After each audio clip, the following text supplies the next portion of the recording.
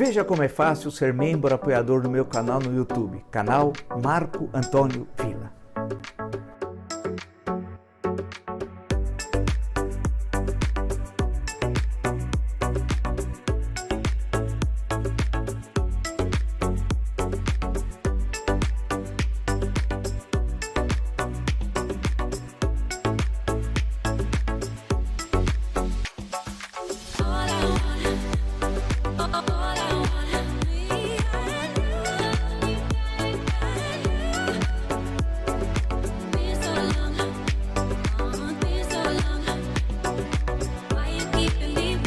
Olá, estamos começando o nosso encontro de hoje, agradeço, estamos chegando a quase 658 mil inscritos no meu canal, muito próximo a 130 milhões de visualizações. Claro, como eu sempre digo, e é rigorosamente verdadeiro, isso eu devo a vocês.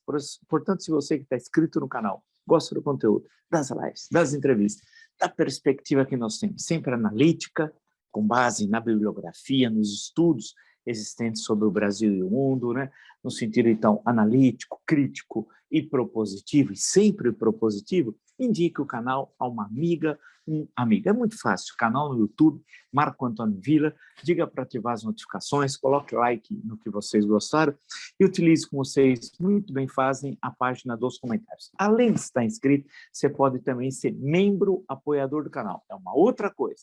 Aí vocês clicam lá no Seja Membro, para ser membro apoiador do canal, e esse apoia o canal. Tem duas formas, e isso é importante, especialmente nesse ano de 2022, sem exagero, decisivo para a nossa história. E através desse apoio, você fortalece o jornalismo independente, de qualidade, plural, republicano e democrático, lembro, nós estamos já com uma série de entrevistas, vamos colocar a questão diplomática e militar sobre a Ucrânia, já programada para a partir de amanhã, e também colocando temáticas sobre a sucessão presidencial aqui no Brasil, até dia 2 de abril, só lembrar, vocês não se esquecerem, que é o momento da janela partidária, aquele troca-troca, então ainda o cenário está bastante nebuloso, mas para não perder o fio da meada, no Twitter vocês podem me seguir pelo Villa Marco Villa, no Instagram, Marco Antônio Villa Oficial, e no TikTok, Marco Antônio Villa Oficial. Bem, eu queria rapidamente, antes de pegar a questão central, que é a questão mais analítica, estrutural,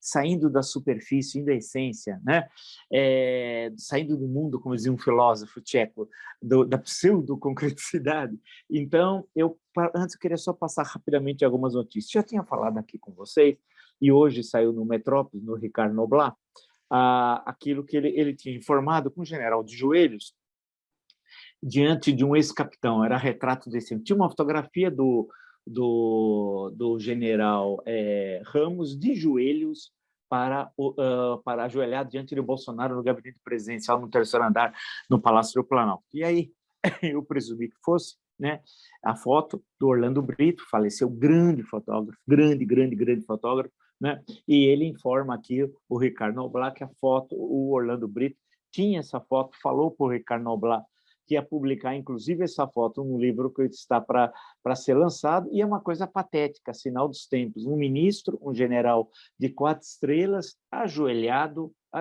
diante do capitão terrorista Jair Bolsonaro. É inacreditável. Sinal dos tempos, tristes tempos. Há uma outra questão importante que eu toquei ontem, e hoje teve muita repercussão, vai continuar tendo, Carlos Bolsonaro na Rússia. Cantei a bola, hein? E vocês são testemunha. Estranhíssimo. A comitiva brasileira foi para o dia 14, para a Rússia, no dia 14, Ele teria recebido um convite de um deputado do parlamento, da Duma russa, um homem muito próximo a Putin, inclusive estava em negociações com a Ucrânia, no dia 11. Você acha que você convida para uma visita oficial alguém 3 dias antes? Ou aquele convite era meramente pro forma, só para explicar, justificar a ida do Carlos Bolsonaro, o criminoso, chefe do gabinete do ódio, à Rússia para se reunir com os hackers, e estabelecer toda a relação lá técnica, porque a grana não vai vir, eles precisam pagar uma fortuna para os hackers russos. E o dinheiro vai vir de Steve Bannon, da extrema-direita nazi-fascista mundial, e um pé no Brasil também, porque tem gente aqui. Aquela turma que eu falo sempre, vai dar muita grana, e esse esquema é muito caro.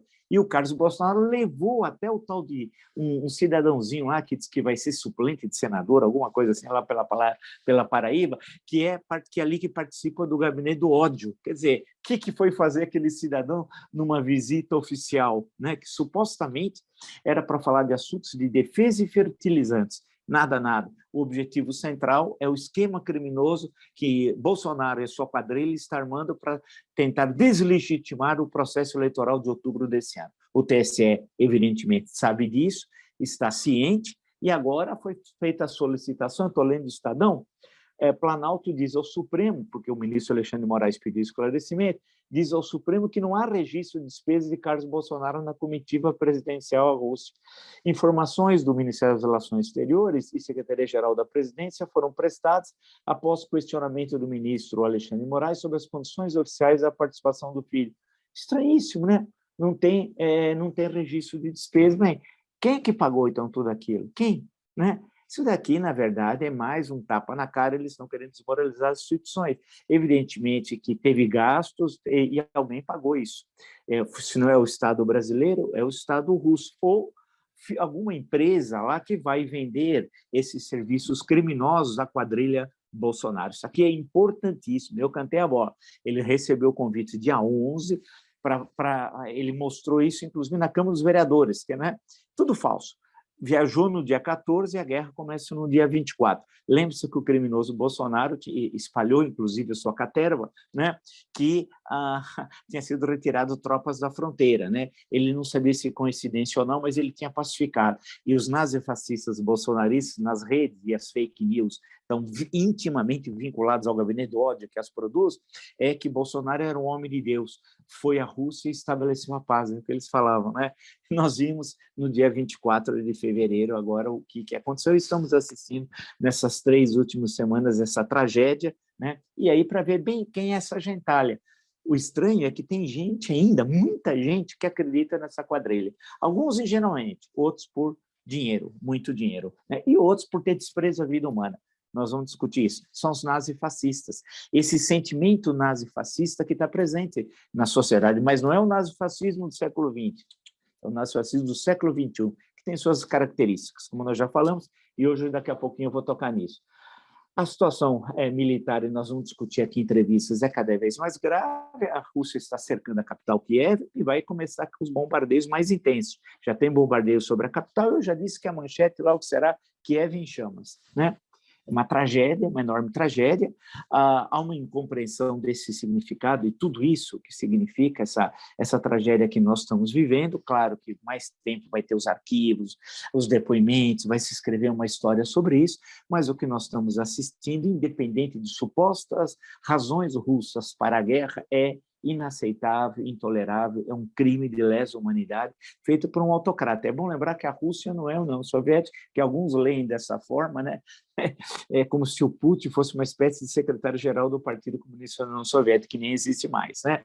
Então não conseguem compreender. E tem essas maluquices de querer tirar ensino de literatura, não falar do Dostoiévski 200 anos, é aperitivo, não sei o que lá. Isso é uma enorme bobagem. O Putin não é a Rússia, Bolsonaro não é o Brasil, né? Se a gente entender isso, a coisa vai em frente. Mas há muitos fatores importantes que estão ocorrendo agora, ou seja, como eu disse, depois outros repetiram, mas aqui o canal, o arquivo mostra isso, o dia 24 de fevereiro é uma cessura na história, desde a queda do Muro de Berlim, 9 de novembro de 1989, a o 24 de fevereiro de 2022. Nós estamos vivendo agora uma nova etapa, né? Ninguém sabe o que vai ocorrer, como é que isso tudo vai terminar, evidentemente que não, mas é uma censura e algumas coisas nós estamos assistindo.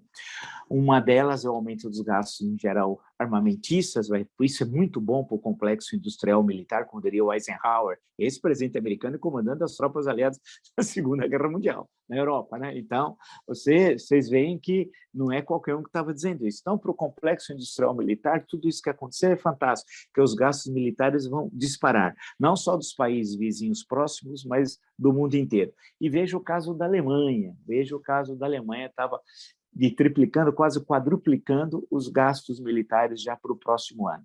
E rearmamento alemão dá um medo danado. Para quem conhece a história da Europa do século XX, sabe o significado disso. Vide a Primeira Guerra Mundial e vide a Segunda Guerra Mundial. Então, essa é uma das coisas que nós estamos vendo agora aqui no calor da hora e que é hiper importante. Vamos ver as consequências. Tem um outro ponto, antes de entrarmos na questão central de hoje. O general Mourão, vice-presidente da República, disse que Silva e Luna, que é o presidente da Petrobras, entre aspas, como bom nordestino, fecha aspas, aguenta a pressão na Petrobras, né? Que coisa, né? Puxa, é uma missão de Caxias ser presidente da Petrobras? Eles gostam de falar que é uma missão, e missão não se discute, se cumpre. Vai lá vai na Ucrânia para falar isso. Eu quero ver pegar toda essa gentalha verde-oliva e jogar lá para a Ucrânia, desses que estão no Palácio do Planalto, eu sempre recorto, né? Vão lá para a Ucrânia para ver o que é bom, né? Quer dizer, é muito fácil ficar falando aqui, mas não tiro nem de espoleta, né? Eu quero ver a tragédia que nós estamos assistindo lá. Esse Silvio Luna está numa missão, coitadinho, eu tenho uma dor dele, do presidente da Petrobras. Ele ganha somente R$250 mil por mês. Coitadinho, é uma missão. Sabe o bônus que ele recebeu, quer dizer, é um plus, um a mais? De R$1,5 milhão. Que homem fantástico, coitadinho, que homem sofrido. Essa imoralidade tem de acabar. A Petrobras é fundamental que ela continue sendo uma empresa estatal, de capital aberto, nós sabemos, mas uma empresa estatal. É essencial, mas não com essa gentalha. E nem com aquelas outras que fizeram tudo, Refinaria Abreu e Lima, etc., etc. Né? Ninguém esquece aqui no canal da Memória. Né? Ou seja, é essencial mantê-la, mas mantê-la com uma administração voltada aos interesses do povo brasileiro. É impossível você ter esse aumento, isso é ridículo. Nós não estamos nos anos 70, quando o Brasil importava 3/4 do petróleo que consumia, 3/4. Poxa, os 2 choques de petróleo nos anos 70 foram terríveis. E lembra que é nessa conjuntura, no governo Ernesto Geisel, nos anos 70, que é criado o programa do Proálcool, né, que é o etanol de hoje, e postos de gasolina foram fechados aos sábados e domingos. Né? Foi uma verdadeira loucura. Tal. Mas só que agora nós estamos em outro momento histórico na produção de petróleo. Eu não vi até agora, por exemplo, esse homem que ganha só R$250 mil, que devia estar toda hora na televisão falando e não se escondendo, né? Junto com o ministro das Minas e Energia. Cadê o tal de Bento aí? Né? Cadê? Quem é esse cara? Me desculpe dizer isso, mas quem é esse cara? Né? Que devia estar aí em gabinete de crise, trabalhando. Estava de férias outro dia. Né? Cadê esse cara? Onde está esse cara? Ele está trabalhando, está fazendo alguma coisa? Não. Cadê o gabinete de crise que era para ter? Né? Porque todo mundo sabe que poderia ocorrer isso. Já está reunido no Palácio do Planalto para tomar atitudes rápidas. Cadê? Não, o quadrilheiro, o bandido, o Bolsonaro tirou férias no Carnaval.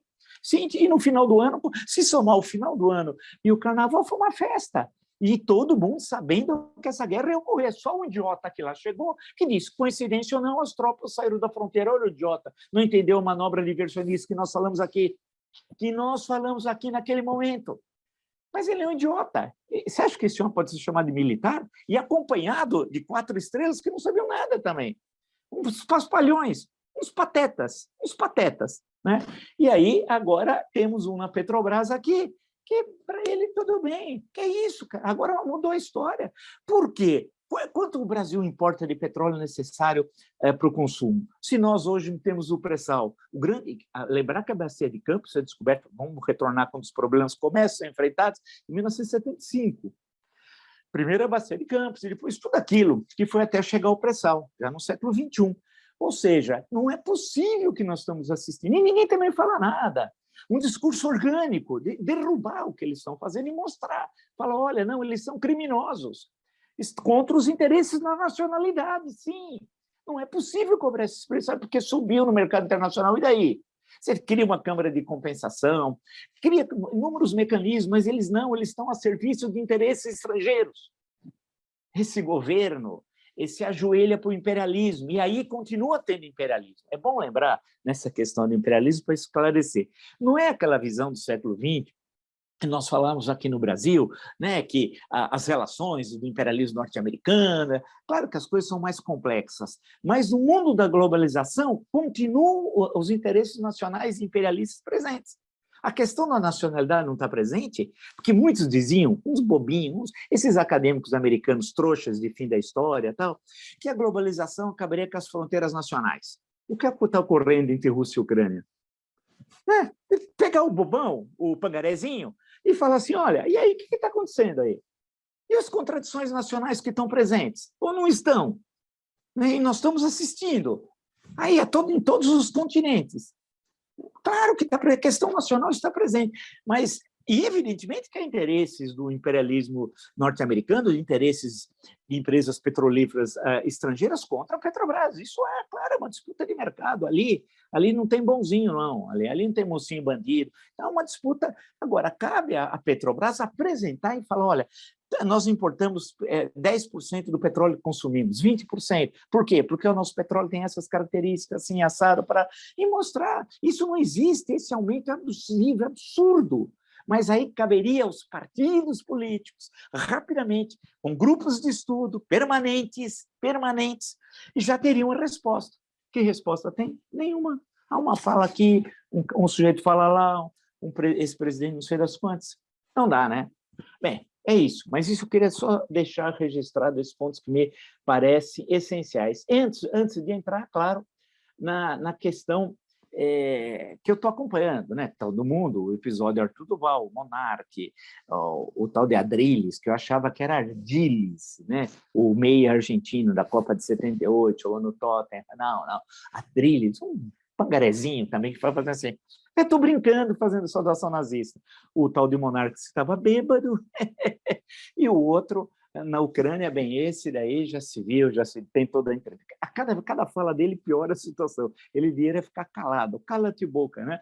Porque é inacreditável. Cada coisa que ele fala, ele piora mais ainda para tentar justificar o que fez. Bem, que é o tal de Arthur Duval. Mas há um ambiente, inclusive hoje, eu até comentei na hora do almoço, que é o seguinte, o gabinete do ódio, liderado pelo criminoso Carlos Bolsonaro, o vereador, não sei se é vereador internacional, né, porque ele é inacreditável, né? Bem, pegou aquele filme lá do Fábio Porchat, do Danilo Gentili e tal, um filme que passou há 5 anos atrás, que já estava de conhecimento de todos, etc. Eu não vi o filme, só para destacar aqui. Mas aí pegaram uma cena lá dizendo de pedofilia, e o gabinete do ódio começou a espalhar nos grupos do WhatsApp. Espalhou.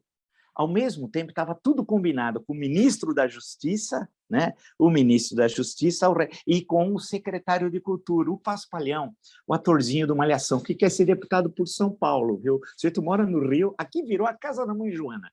A casa da mãe Joana, todo mundo vem para cá. Todo quadrilheiro que não tem o que fazer vem para cá. Né? Como vieram em 2018. O mais votado aqui não mora aqui. Agora tem esse pangarezinho que vem para cá. Bem, esse pangarezinho, que se diz secretário nacional da Cultura, e o ministro da Justiça, que eu confesso a vocês, eu nem sei o nome, é um outro pangaré, né? Mostrando a que ponto baixo nós chegamos, que é o ponto mais baixo da história do Brasil republicano. Disseram, vamos tomar as providências, vamos fazer isso. Censura, mas o que determina a Constituição? Não é isso. E o ordenamento legal? Então era toda uma articulação que eles fazem, eles pensam que eles são espertos. Quando eu denunciei o Carlos Bolsonaro, ele se encontrou lá na Rússia com os hackers. É só ver se nós vamos saber disso. Eles acham que escondem. E mesmo agora aqui, agora pegando essa questão do filme, 5 anos atrás o filme passou e o pastorzinho, em nome de Jesus, Deus no comando, um do interior de São Paulo, bobalhão, que uma vez fez um tratamento dentário de R$150 mil. Você sabe quem pagou? Você, eu e nós. É outro pangaré. Em nome de Jesus! Tal. Tinha elogiado o filme, dizendo que nunca tinha rido tanto na vida dele. Isso quando o filme passou, acho que em 2017, salvo engano. Agora, ele foi pego no contrapé, dizendo, não, acho que na hora dessa cena, eu saí do cinema e fui tomar um café. Entendeu? Não, olha, é inacreditável essa gentalha, como diria a doutora Florinda. Que gentalha, que momento baixo, né? O que aconteceu conosco? Isso que eu pergunto a todo mundo, porque nós nunca tivemos... Olha, se há 20 anos atrás, em 2002, alguém dissesse que em 2022 nós teríamos uma Orcrim como essa, esses nomes apresentados, as pessoas iam falar, você está louco, Vila, você está louco. Não, nós temos essa gentalha, uma malta, né? Uma caterva que nunca, qualquer momento na República nós tivemos problemas em vários deles, mas nunca tivemos uma gentalha como essa. E daí eu fiz umas observações aqui, eu quero rapidamente trocar essas informações aqui com vocês.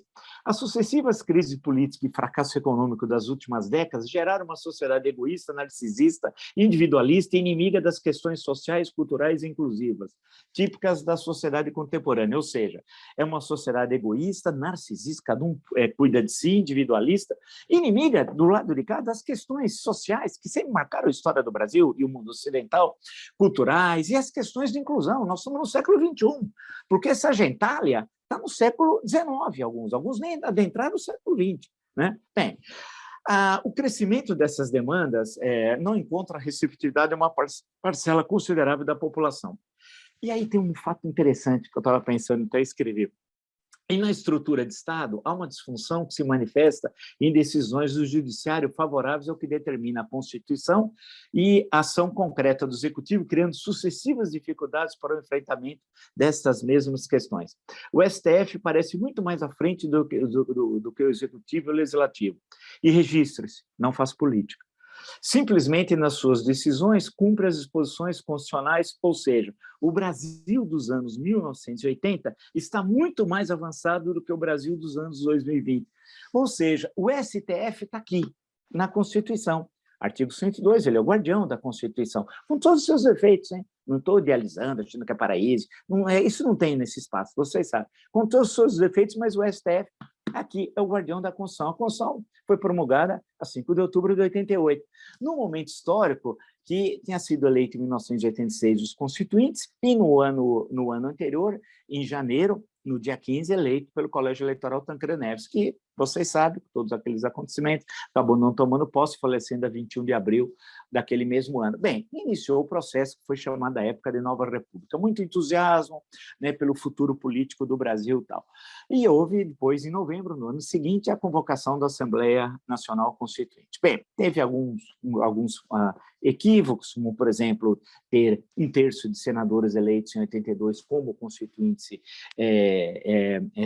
1987, quando ela é instalada, em fevereiro, mas tudo bem, mas, em essência, aquilo foi importantíssimo e produziu a melhor Constituição da história republicana.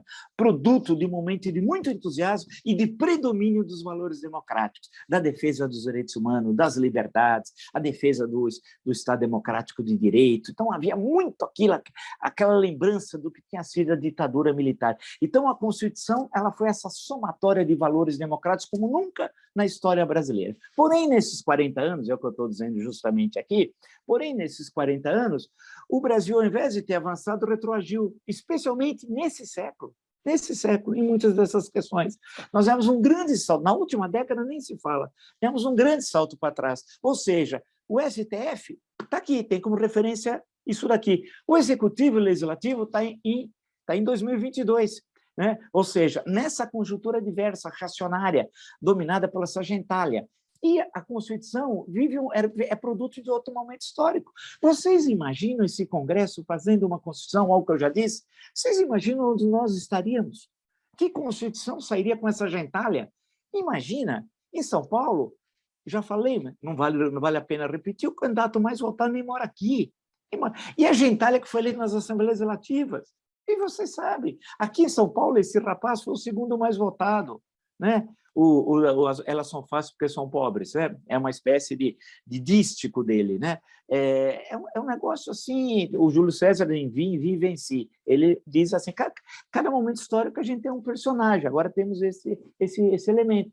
Então, isso aqui é produto de um outro momento histórico, e graças a isso é que nós conseguimos ainda conter esse avanço reacionário, né? Esse terrível avanço reacionário. Faço questão de colocar mais um ponto. O desprezo pelo coletivo, pela nacionalidade, pelo destino comum de uma nação, transformou o nosso país em um conjunto de ilhas que não se comunicam entre si.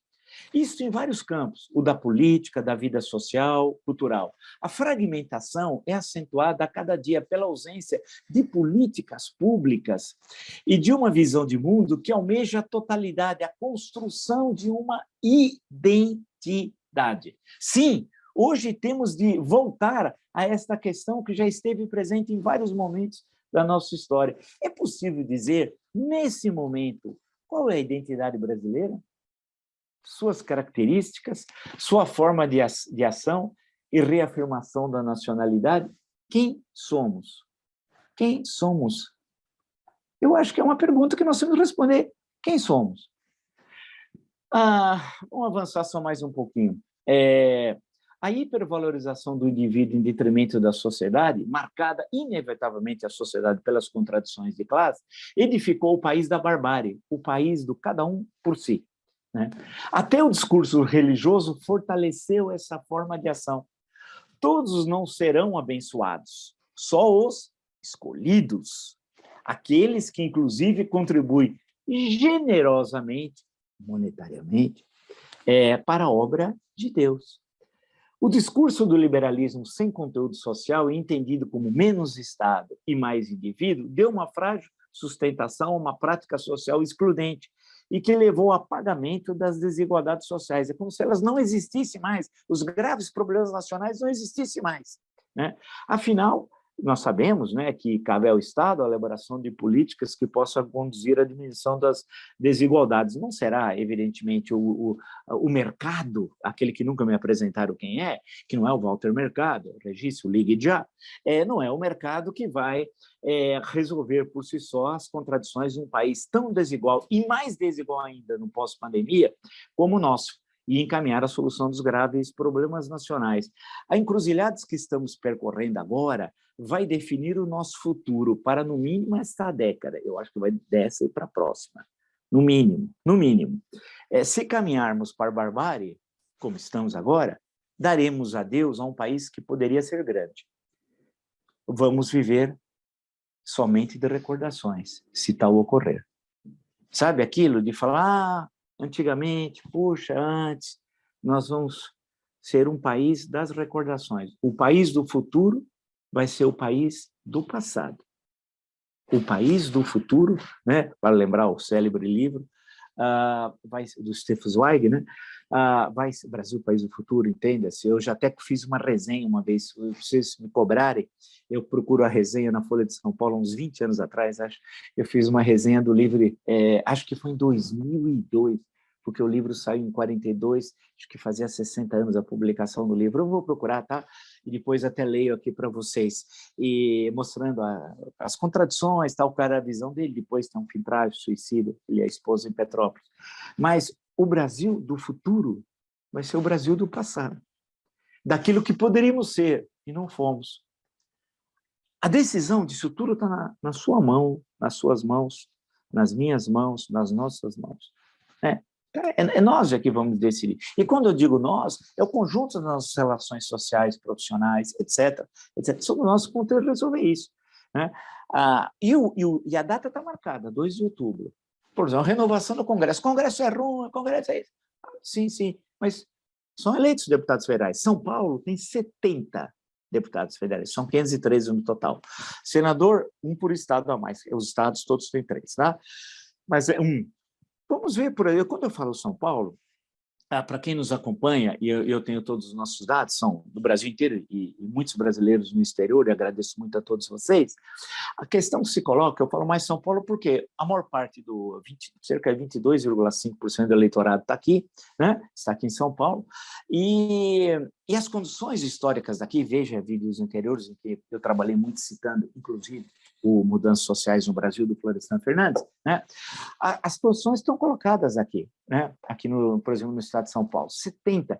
Imagina se você, desses 70, consegue eleger 40 bons deputados federais, de direita sério, direita sério, liberal mesmo, mas liberal no sentido clássico, estudou, nossa, esses pangarés aí, né? Que não são liberais, coisa alguma, são nazifascistas. Gente de centro, centro-direita, centro-esquerda, e gente de esquerda, né, no sentido clássico, agora moderno, né? Você teria uma revolução, e se nos outros estados, você pegasse metade das bancadas, fosse gente boa. Você imagina se tivesse umas 200 deputados, são 513, né? Uns 200 ativos, trabalhadores nas comissões, nós revolucionaríamos, seria uma revolução democrática, pelo voto, como nunca vi isso na história brasileira. Mas isso depende de nós, né? Cabe a nós chegarmos e tocarmos isso, né? Isso não cai do céu. É aquela história, não é o biônico foi pelo pacote de abril de 1977, o Ernesto Geisel, temeroso de que o MDB, na época era Arena e MDB, tivesse maioria no Senado, e por quê? Na eleição anterior, em 1974, o Brasil tinha 22 estados, o MDB venceu em 16, perdeu em 5. Você vai falar, aí você fala, cadê a aritmética? Falta 1. É verdade. O MDB, em um dos estados, o Maranhão, grande Maranhão de José Sarney, o Maranhão não tinha candidato do MDB. A situação era tão difícil, eu tinha candidato da Arena. Claro que ele foi eleito. E o MDB venceu de 16-6. Era a renovação de 1/3. E em 78 seria a renovação de 2/3. Temeroso de que tivesse uma nova vitória do MDB, que teria a maioria do Senado e que ia complicar a sua sucessão de Ernesto Geisel, e em 77 eles fecham o Congresso, pegando o pretexto da reforma do Judiciário, no final de março e início de abril, fica 2 semanas fechado e impõe o chamado pacote de abril, que tem um monte de medidas arbitrárias, uma delas que 1/3 do Senado a ser eleito em 78 seria indicado pelas Assembleias Legislativas, excetuando a do Rio de Janeiro, que a maioria era do MDB, né? Isso ocorreu durante todo o período do regime militar, o domínio do MDB no Rio de Janeiro, o Rio era fantástico, né? O Rio era uma coisa, era o estado da Guanabara que existiu de 1960 a 1975, aí veio a fusão, que foi um grande erro, a fusão, um grande erro para a cidade do Rio de Janeiro. Mas tudo bem. Mas ali você tinha 3 senadores que seriam do MDB, eles iam indicar um senador do MDB. Mas tinha o Chagas Freitas, o chamado chaguismo, que era muito próximo do regime militar, apesar de ser do MDB. Bem, a questão que se coloca é que ele, 1/3, passou a ser designado indiretamente. Foi chamado de senadores biônicos, porque tinha uma série na antiga Rede Bandeirantes chamada Ciborgue, era um homem biônico, um homem de 6 milhões de dólares, etc. Aí veio essa expressão, pegou, porque tem algumas que pegam mesmo, né? E aí 1/3 ficou reservado para a eleição indireta, né? Não é o caso agora nós estamos vivendo uma outra situação, né? Uma situação que nós somos plenas de liberdades democráticas, graças aos constituintes de 1987 e 1988. Portanto, antes de dormir, faça 2 Pai, dois Padre Nosso, Pai Nosso, faz o céu, etc. Tá? Tudo bem? 2, 2 Ave Marias, uma Salve Rainha, né, para os constituintes, né? Porque eles foram fundamentais. Você imagina se nós não tivéssemos isso com essa caterva nazi-fascista no poder, o que seria de nós? O que seria de nós? Né? Isso daqui é fundamental, foi isso que conseguiu conter essa gentalha, essa malta que está aí, e que foi eleita, isso que é o pior, que foi eleita. Aí a gente vê a importância do voto, o voto. Pense muito bem, fale para todos os seus amigos, seus conhecidos, na escola, no trabalho, em todo lugar, a importância do dia 2 de outubro. E São Paulo, eu gostaria muito que desse exemplo. Por quê? Porque tudo que é picareta vem para cá, para ser candidato aqui. Né? Você vê, vai ter um candidato ao governador, o Pangaré, que é um pangaré. O pangaré desse Tarcísio, o filho não é de São Paulo, e vem para cá. Né? Deputados federais, tem um monte, todo mundo quer vir para cá. Até esse Mário Frias e não para. Até o dia 2 de abril a gente vai ficar sabendo com o fim da janela partidária. Mas tem coisas de todos os tipos. Tem umas pessoas aí que eu tenho, foi entrevistados alguns no meu canal, eu quero esperar, porque eu ouvi umas coisas aí, que eu vou esperar a confirmação, que só faltava essa também, querer vir ser candidato para São Paulo, e não tem nenhuma vinculação com São Paulo, meu senhor. Não dá, né? Isso tem de mudar. E vamos ver o que é que vai acontecer. Então, a questão toda que fake news, você tem uma interligação, né, de fake news, Bolsonaro, desse nazifascismo, de tudo isso, né? E num momento do mundo complicadérrimo, que juntou a pandemia, que não foi embora, né, que está aí, toda a desorganização internacional que a pandemia trouxe, e agora a guerra. E numa situação que ninguém sabe o que vai ocorrer. Ninguém sabe o que vai ocorrer. Né? E esse governo não tem estrutura nenhuma, nada. Você vê, fertilizantes, as minas de potássio mais importantes são em 3 estados que não estão nas reservas indígenas. Não estão lá. Né? Que história de... Então não tem planejamento, não tem organização, não tem trabalho. Vocês viram que na pandemia nós não tínhamos nada, tínhamos de importar tudo. O que aconteceu com a nossa indústria farmacêutica? Não é que virar um estado autárquico. Autárquico é você produzir tudo o que precisa, não é isso. Mas você tem de pensar, até em termos de segurança nacional, e para alguns não existe segurança nacional porque não tem mais Estado Nacional. Acho que a pessoa deve não estar vendo tudo que está ocorrendo no mundo, né?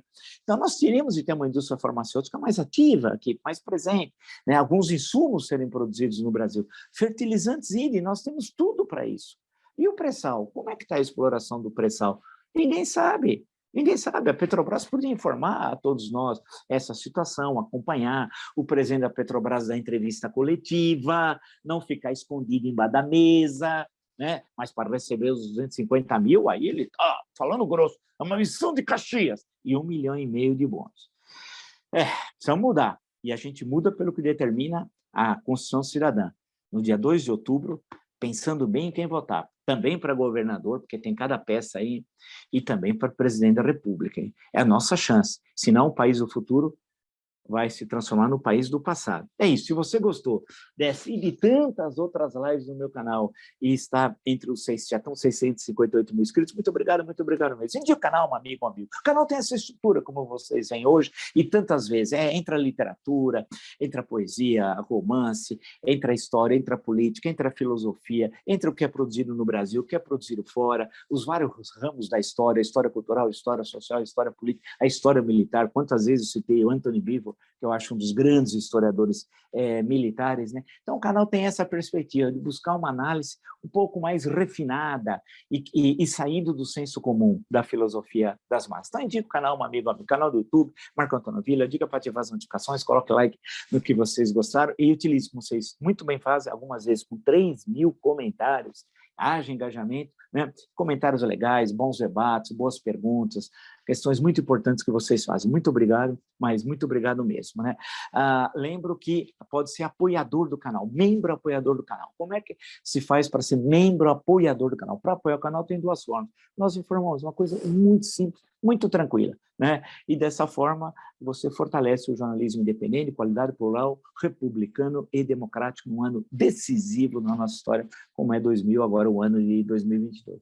No Twitter pode seguir pelo Vila Marco Villa, Instagram @Marco Antônio Villa Oficial, e também lá no TikTok, estou lá no Marco Antônio Villa Oficial, tá bom? Nos encontramos então amanhã. Até!